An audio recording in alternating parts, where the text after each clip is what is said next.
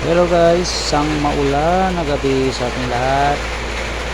Meron na naman tayo ditong board guys na pupil. Parang universal board dito guys. Dito guys ang nakita kong problema. Ito guys, iwan error dito. Maingay lang guys ang ulan, lakas. Dito guys, nakita kong problema resistor at saka octocoupler shorted siya guys, shorted. Hindi naman lahat ng iwan error guys, ito ang sira. Pag digit ang board, pag wala yan, wala siyang power, iwan error din yan. Ang iwan error pwede rin nanggagaling sa indoor, pwede rin sa outdoor, hindi pare-pareho guys ang error nya. Pwede rin dito guys sa communication puntang indoor. Yan.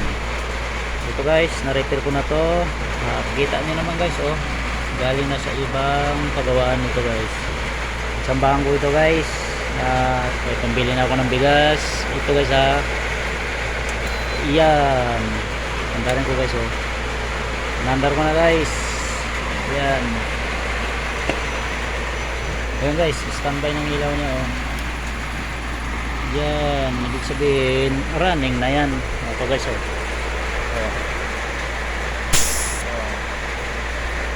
Andar siya Yan.